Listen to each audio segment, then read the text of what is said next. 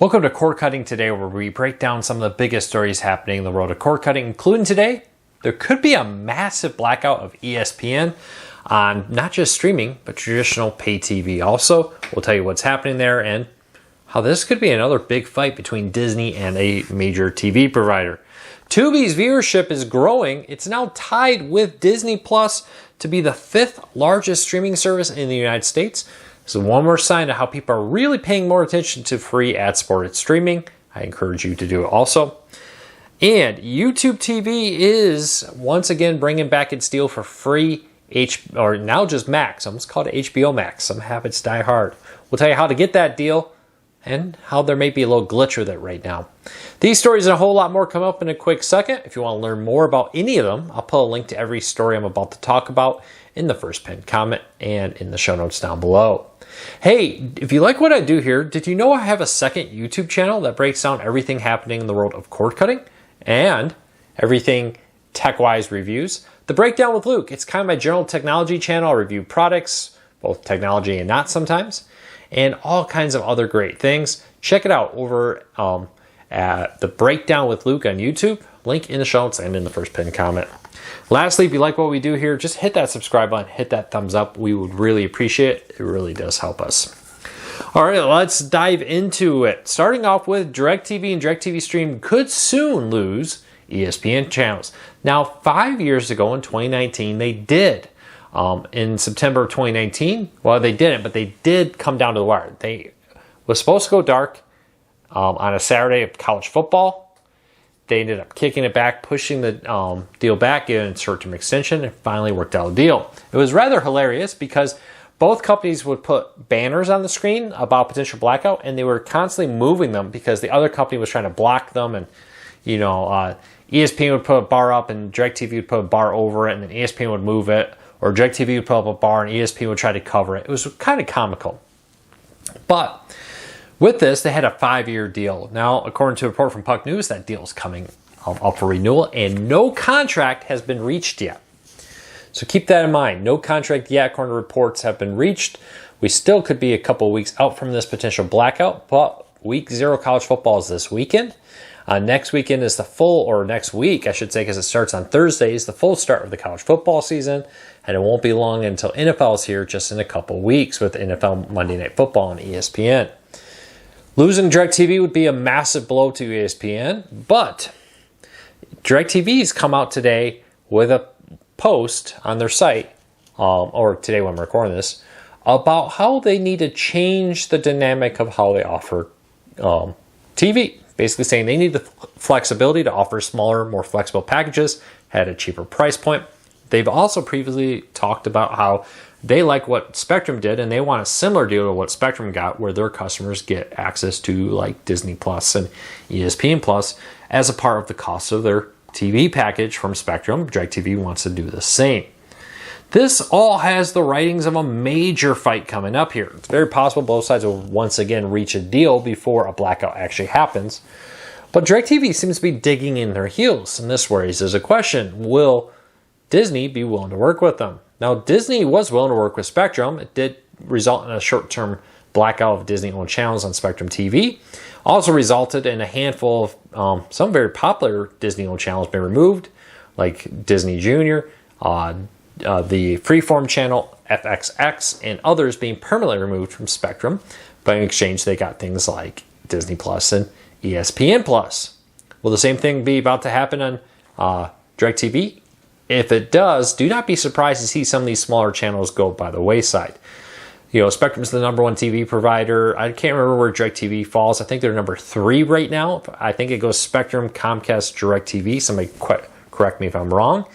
If Disney would lose these channels on the #1 and #3 largest TV provider in the United States, it definitely puts the future of those channels in doubt. So this is a major moment for both sides.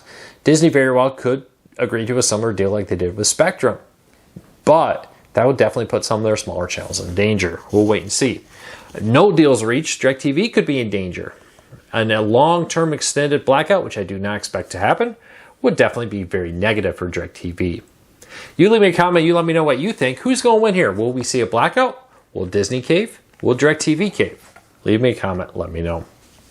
All right, Nielsen this week came out with their Gauge report, which looks at the most popular viewed programs and streaming services out there. And Tubi, according to the report, is the largest free ad-supported streaming service, not counting YouTube, regular YouTube like what you're watching here, but of another streaming one. Well, it's now grown to represent 2.1% of the TV market, which is tied with Disney Plus, making Tubi the 5th most popular streaming service, including YouTube TV. Now goes, or YouTube, excuse me, not YouTube TV. Now goes YouTube, Netflix, Prime Video, Hulu, Disney Plus, Tubi tied at 5th. Slowly but surely, we're seeing free ad-supported streaming services grow in their demand and get more and more popular. Like the Roku channels now represents 1.6% of all viewing, and Pluto TV 0.7% of all viewing. That puts those in the top 11 most popular streaming services in the United States. Very interesting numbers here. Keep a close eye on this. I fully expect to see these numbers continue to crawl up. Now, you know I've talked about free ad-supported streaming. If you've tried it in the past, it's much different now. The quality of the content's dramatically improved, which has made it much more attractive to people. And I think a lot of people have said, hey, I'm paying too much for other streaming services. It's probably time I go and now check out these free ones, even if I'm not getting rid of all paid services, but maybe to supplement the services I am paying for. You leave me a comment, you let me know.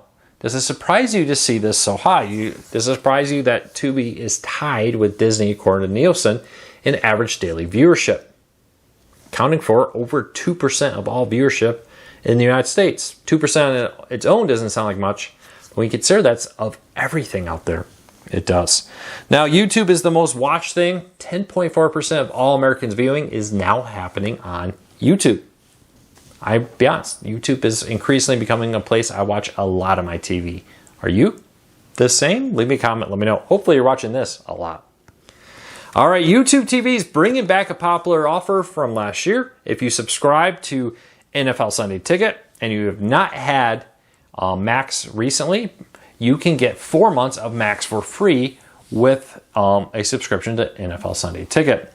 Again, this is a limited time offer, currently available. Emails went out to eligible customers recently, though I did notice some people on Reddit complain that it was not available to them because when they tried to redeem it, it didn't work.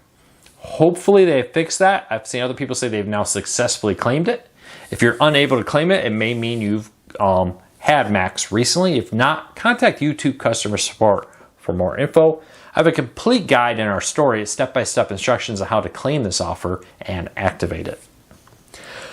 All right, Paramount is getting ready for fall sports, and they have a limited time offer which brings the price of its Paramount Plus with Showtime down to just $5 a month if you prepay for a year.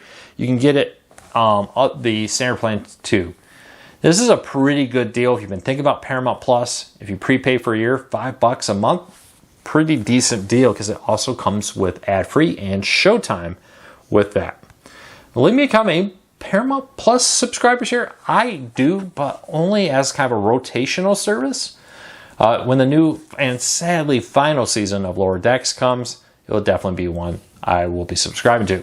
If the rumored Star Trek Legacy show, the continuation of the Star Trek Picard series, ever becomes a reality, I'll definitely subscribe to that. I was very, very impressed with the final season of Star Trek Picard, and I'm excited to see what happens with the final season of Lower Decks. I've really enjoyed that, and hopefully the final or return to this era with Star Trek Legacy, or whatever they may call it.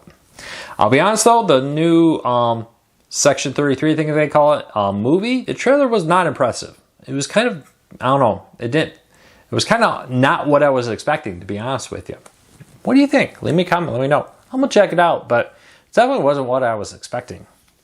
All right, if you want to see everything that came to Hulu this week and is coming to Hulu this week, we have a post breaking that all down over at Core Cars News in the show notes. Well, that's it for today. Have a fantastic day. I will be back tomorrow with another video. Until then, I posted a special look at TLC's TV's new free ad streaming service. Now, TLC TV Plus is what it's called, much like all the other ad-supported streaming services like Plex, Local Now, and more. Has over 350 live channels and a bunch of on-demand content. Link in the show notes if you want to check that out. Well, that's it for today. Take care. Be safe. I'll talk to you all again real soon.